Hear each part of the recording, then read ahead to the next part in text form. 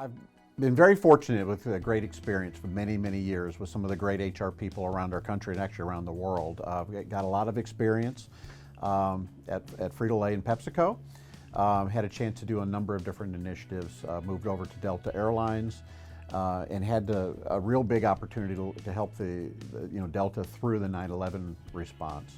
I've also had a chance to do some consulting work with businesses, and then back into the game again with Gillette and Procter & Gamble combination, and then the Sara Lee combinations, and finally came back home to Kentucky to work with a great company called Tempur-Pedic that eventually became Tempur-Sealy.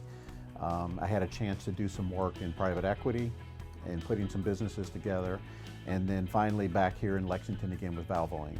So great experiences. I learned from a lot of wonderful people. One of the things that we look at when we assess businesses is, does the business have a fixed mindset or a growth mindset? And the fixed mindset is, I don't want to make it a bad thing, but it's where an organization always looks to solve problems to get to where they were.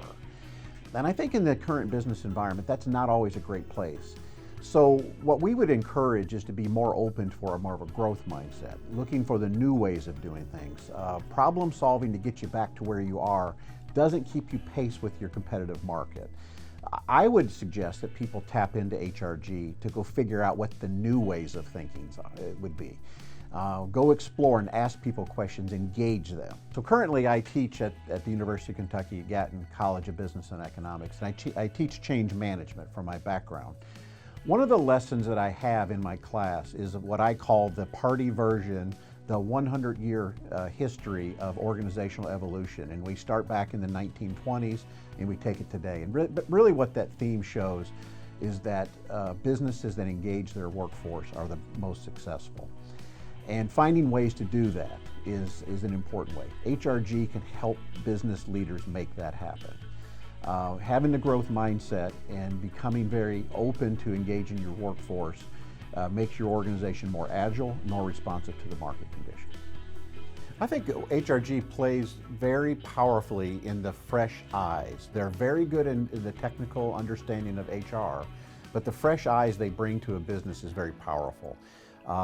Businesses, people, business leaders, HR leaders, really, if they can tap into the value of these dedicated, very technically sound HR people, they'll make their business better. I think it's a great signal to the entire workforce when the leadership of the company, when all the managers, when all the employees can be open and vulnerable and to learn and listen about the environment. A lot of times when you show up to a workplace every day, it becomes the standard way of doing things. Having HRG people come in to go dig into it and understand and bring that to the forefront, I think that first step is the vulnerability and the openness to learn is very, very powerful. You can build on that alone. And then you take that and you can find very specific action plans to get people involved and engaged to understand. A lot of what we do is really about providing greater clarity for people. Clarity in role, clarity in what the work the company is doing. What the conditions are to be successful. Those are very powerful things, and I think that when a company has the ability to open itself up and to learn from it, that's what they can build on.